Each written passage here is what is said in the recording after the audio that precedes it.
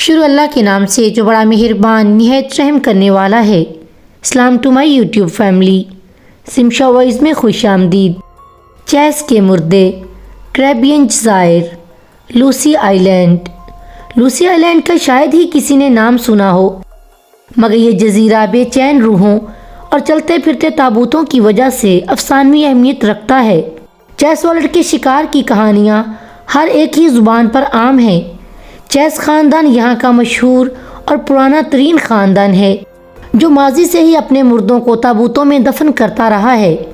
اس خاندان کا یہاں ایک پرانا قبرستان موجود ہے، جو 200 سالوں سے زائد پرانا ہے۔ قصہ اس وقت شروع ہوا جب والٹ کی موت واقع ہوئی۔ انہوں نے والٹ کو پہلے غسل دیا، تابوت میں رکھا، پھر ایک قبر کھود کر ایک چٹان سے ڈھانپ دیا، پھر مٹی برابر کر دی۔ ابھی دعا مانگنے کے بعد تمام افراد پلٹے ہی تھے کہ یہ دیکھ کر حیران و پریشان ہو گئے کہ والٹ کا تابوت زمین سے ایک دم اچھل کر باہر آ گیا تھا۔ اس پر ہی بس نہیں ہوا، پھر پرانی دیگر قبروں کے ٹوٹے پھوٹے تمام تابوت قبروں میں سے نکل آئے۔ لوگوں نے پھر سے انہیں واپس قبروں میں منتقل کیا، مگر یہ سلسلہ نہیں رک سکا۔ شاید اس خاندان کی وجہ یہ تھی کہ ان کے خاندان میں کوئی جادوگر، ڈریکولا یا پھر قبرستان کے زمین کے اندر ایسی کوئی قوت موجود تھی جو پریشان کر رہی تھی۔ بالآخر چیس فیملی کو اپنا خاندانی قبرستان دوسری جگہ منتقل کرنا پڑا اور اس جگہ کو بھوت ایریا قرار دے دیا گیا۔ چیس فیملی کے اس خاندانی قبرستان میں اس پر بھی پراسراریت کا سلسلہ نہ تھم سکا۔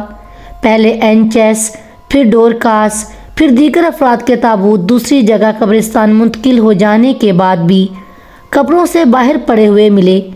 ان کی قبریں پھٹی ہوئی تھیں اور ان کے تابوت الٹے رکھے ہوئے تھے۔ پھر سیموئل چیس کی موت ہوئی۔ اس کا تابوت بہت ہوشیاری سے زمین میں دفن کیا گیا اور اسی طرح سیموئل کی قبر سے آگ کے شعلے نکلے اور پورے قبرستان کو یہ آگ اپنی لپیٹ میں لینے لگی۔ میں تھامس کلارک چیس فیملی کو بہت سالوں سے جانتا ہوں۔ جب میں نوجوانی میں تھا، اس وقت تھامس کا بہت شہرہ تھا، مگر جب وہ مرا تو اسے چیس والٹ کے مقبرے میں دفن کرنے کے لیے لایا گیا۔ اب میں کلارک کی قبر کھود رہا تھا، مگر جب میں مزید گہرائی میں اترا تو مجھے شدید گڑبڑ کا احساس ہوا اور افراتفری محسوس ہوئی، کیونکہ زمین کے کافی اندر ایک باقاعدہ سرنگ سے دور جاتی ہوئی محسوس ہوئی۔ میں فوراً باہر آیا اور مقامی پولیس کو اطلاع دی۔ فوراً ہی انسپکٹر گریس موقع پر پہنچ گیا۔ پھر وہ اور میں اور 2 سپاہی اس سرنگ میں اترے جو ریت سے بھری پڑی تھی، جس پر جگہ جگہ خون کے دھبے اور ہڈیاں موجود تھیں۔ جگہ جگہ سلیپ پڑی دکھائی دیں۔ پھر ایک دم میں شدید تپش اور آگ کا احساس ہوا۔ پھر ریت سرنگ کے اوپری حصوں سے گرتی ہوئی محسوس ہوئی۔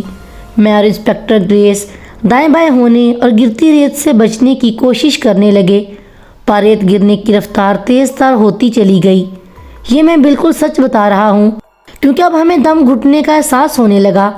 پھر میں نے دیوار کو جیسے ہی ہاتھ لگایا تو ہمیں گھوڑوں کے دوڑنے کی آوازیں سنائی دینے لگیں۔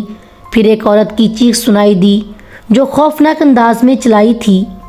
ساتھ آگ کی تپش اب ہمارے جسموں تک آ گئی تھی اور جسم پسینے سے تر ہونے لگا تھا۔ پھر تیز گرتی ہوئی ریت میں سے جو منظر ہماری آنکھوں کے سامنے آیا وہ ہوش اڑا دینے والا تھا، کیونکہ ہم اپنے سامنے زمین میں سے پانی نکلتے دیکھ رہے تھے، جبکہ ریت بدستور گر رہی تھی۔ ہم نہیں جانتے تھے کہ یہ سب کیا ہے، یہ سرنگ کس نے بنائی اور آگے کہاں تک جا رہی ہے، کیونکہ زمین کی گڑگڑ کی آوازیں پانی میں آ رہی تھیں۔ انسپکٹر گریس ہاتھ میں پستول تھام چکا تھا۔ اس کے ساتھ 2 سپاہی بھی چوکنے ہو رہے تھے، ساتھ ساتھ تازہ ہوا نہ ہونے سے نڈھال بھی دکھائی دے رہے تھے۔ شاید چیس فیملی اس پراسرار قوت کا شکار تھی، یا پھر کوئی اس فیملی کو صدیوں سے اپنے قابو میں کیے ہوئے تھے۔ پانی دیکھ کر ہم تیزی سے آگے بڑھنے لگے۔ سرنگ جلد ہی ختم ہوئی اور ایک چھوٹا سا میدان دکھائی دینے لگا جو پانی سے بھرا ہوا تھا۔ پھر اس پانی میں ہمیں وہ تابوت باہر نکلتے دکھائی دینے لگے اور ان میں سے چیس کے مردے باہر نکلنے لگے اور ہماری جانب لپکے، جبکہ ڈوروس پانی کے اندر سے باہر کی سطح پر ابھری۔ ہمیں اس بات کا تو پتہ تھا کہ ڈوروس کافی عرصے سے لاپتہ ہے، مگر اسے اپنے سامنے دیکھ کر ہم حیران و خوفزدہ ہو گئے، क्योंकि वो चेस मुर्दों के सामने खड़ी हो गई थी। इसके जिस्म से पानी टपक रहा था, जबकि चेस के मुर्दे डोरोस को घेर रहे थे। डोरोस चेस फैमिली की गुलाम थी, जिसके साथ ज्यादती की जाती थी, भूखा रखा जाता था, यहाँ तक कि वो पुरस्कार अंदाज में गायब हो गई थी। मैं और ग्रेस इस सूरत हाल में फंसे हुए थे कि चेस के मुर्दे डोरोस को पकड़कर दाएं सिमत बढ़ने लगे, जहाँ शदीद अंधेरा था। मैं और ग्रेस ने एक जानब भागने की कोशिश की, मगर अजीब ब्लैक लिबादे ओढ़े हाथों में उठाने लगे और वापस अंधेरे की सिमत बढ़ने लगे। आगे शदीद अंधेरा था, रोशनी थी या नहीं हमें नहीं पता इस वक्त चला जब इन काले लिबादे वालों ने पहले मुझे एक हाथ से दीवार में समो लिया, फिर ग्रेस की बारी आई, जिसे एकदम से हवा में उछाल कर दूर जलती आग में फेंक दिया। वो जलते हुए चीखने लगा, मगर इस वक्त तक जलता रहा जब तक मुकम्मल जलकर कोयला न बन गया। जबकि मैं दीवार में बंद इस कैद खाने में चेस के किसी और मुर्दे के यहाँ आने का इंतज़ार करने लगा कि शायद इसकी बदरू जिस्म से निकल कर या तो मुझे आज़ाद कराए या फिर हमेशा के लिए ज़िंदगी से आज़ाद कर दे।